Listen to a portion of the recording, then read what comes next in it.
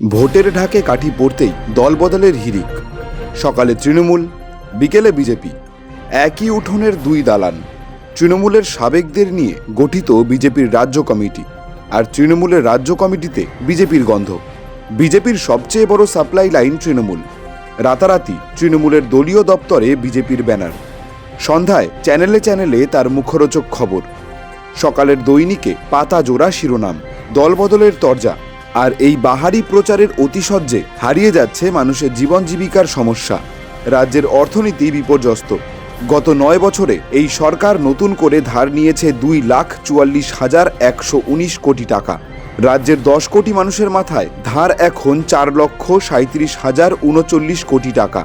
এই ধারের অর্থ দিয়ে কি করছে সরকার? পরিকাঠামো উন্নয়ন, রাস্তাঘাট, পানীয় জল, সেচ, স্কুল, কলেজ, বিশ্ববিদ্যালয় ইত্যাদি বানানোর জন্য কি এই অর্থ খরচ করছে? এক কথায় না। রেশন ব্যবস্থা গড়ে তোলা, কৃষকদের ফসল উৎপাদনে 1.5 গুণ দাম দেওয়া, বা অসহায় বৃদ্ধ বৃদ্ধাদের বার্ধক্য ভাতার পরিমাণ ও সংখ্যা কি বেড়েছে? তা নয়। তাহলে কি করছে এই অর্থ দিয়ে? বেপরোয়া সরকারি অর্থ লুট, মুখ্যমন্ত্রীর পরিবারের থেকে নীল সাদা রং কেনা, ক্লাবে উৎসবে দেদার টাকা ওড়ানো, ইমাম মুয়াজ্জিন পণ্ডিতদের অনুদান। আজ মাটি মেলা, কাল সমুদ্র মেলা, পরশু পিঠা মেলা। এই হলো সরকারের কাজ। এই সময়ে রাজ্যে একটা কারখানা নতুন করে হয়নি। উল্টো বাম আমলে তৈরি বহু কারখানা বা কোম্পানি তোলাবাজির অত্যাচারে রাজ্য থেকে চলে গিয়েছে। গ্রামে প্রকল্পের টাকা লুট হচ্ছে। গরিব মানুষ কাজ পান না। লাখো কোটি বেকার কাজের খোঁজে ভিন রাজ্যে চলে গিয়েছেন। তাদের বাবা মা, স্ত্রী সন্তান পথ চেয়ে বসে আছেন। রাজ্যে নিয়োগ বন্ধ স্কুল সার্ভিস কমিশন, কলেজ, বিশ্ববিদ্যালয়।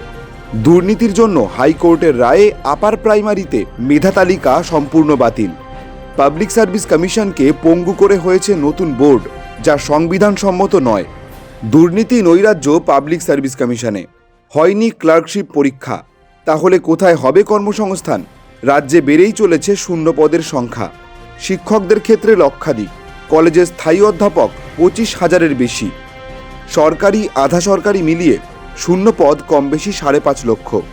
বামপন্থীরা বলেছেন বিকল্পের কথা।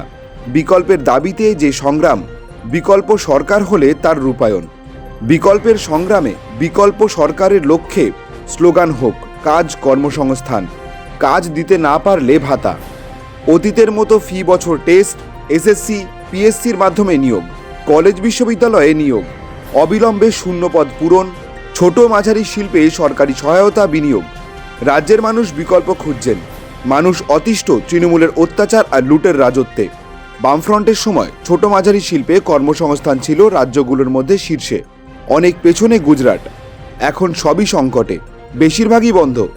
সিঙ্গুরে 90% তৈরি হয়ে যাওয়া কারখানা তাড়ানোর পর আর বিনিয়োগ আসেনি। জিন্দাল ইস্পাত কারখানা পুরোপুরি বন্ধ। বছর বছর শিল্প সম্মেলন হয়েছে, বিনিয়োগ হয়নি। রাজ্যের মজুরির হার দেশের তুলনায় বেশ কম। অবধারিত পরিণতি, রাজ্য ছেড়ে শ্রমিকদের ভিন রাজ্যের উদ্দেশ্যে পাড়ি দেওয়া। কেরালায় একজন অদক্ষ শ্রমিকের মজুরি দিনে 700 টাকা, আর ছুতোর রাজমিস্ত্রির মতো দক্ষ শ্রমিকের মজুরি দিনে 1000 টাকার ওপরে।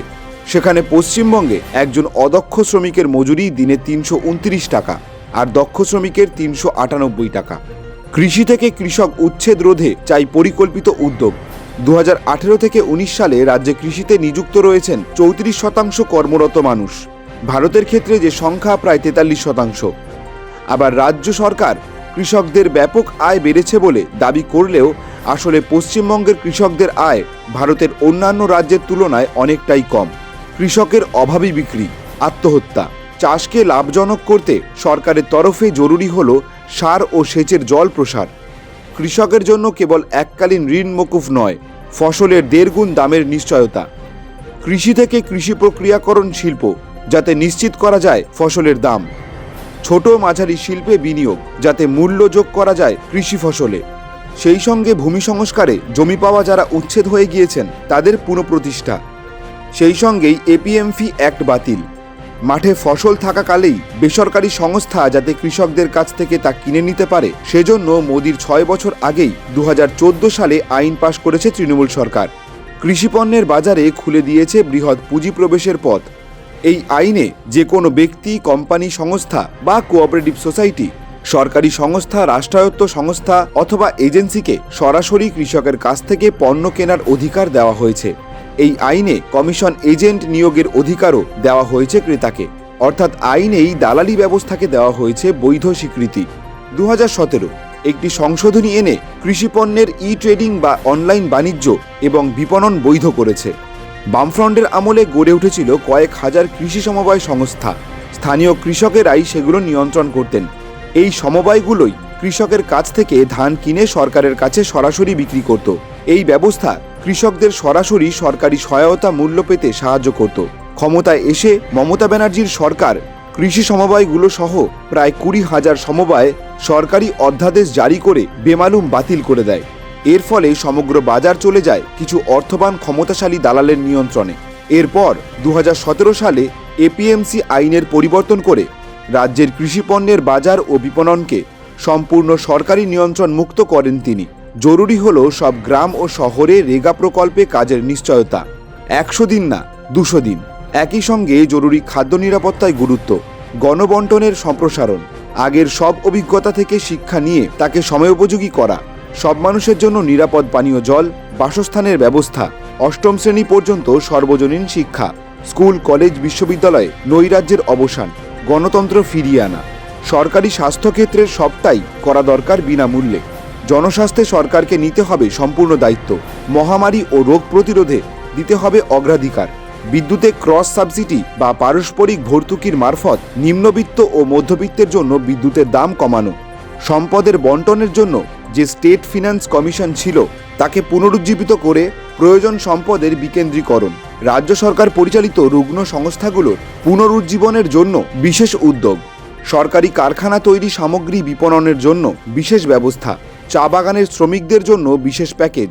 চটকল ও পাট চাষিদের জন্য বিশেষ প্যাকেজ। পরিবেশ রক্ষার জন্য বনাঞ্চল সংরক্ষণে বিশেষ প্যাকেজ। বেআইনি খনি খাদান বন্ধ করা। বড় শহরগুলোয় সরকারি পরিবহনের ক্ষেত্রে বিদ্যুৎ চালিত বাস ও অন্যান্য যানবাহন তার জন্য বিশেষ অগ্রাধিকার। স্পেশাল গ্রিন জোন নির্মাণ ও সংরক্ষণের উদ্যোগ। নারী নির্যাতন, ডোমেস্টিক ভায়োলেন্স প্রতিরোধে শহরে ওয়ার্ড বা বড়ভিত্তিক বিশেষ সহায়তা কেন্দ্র। গ্রাম বাংলায় ব্লক স্তরে ট্রান্সজেন্ডার মানুষদের জন্য ইরাইজেন্টাল রিজার্ভেশন। সংগঠিত শিল্পে এবং সংগঠিত ক্ষেত্রে শ্রমিকদের জন্য বার্ধক্যকালীন, কাজের সময় দুর্ঘটনা, কাজের ধরনের জন্য স্বাস্থ্যহানির জন্য বিশেষ সামাজিক সুরক্ষার ব্যবস্থা। প্রাকৃতিক দুর্যোগ মোকাবিলায় বিশেষ তহবিল গঠন। উন্নয়নের কাজে গ্রাম সভা থেকে ওয়ার্ড সভায় মানুষের অংশগ্রহণ।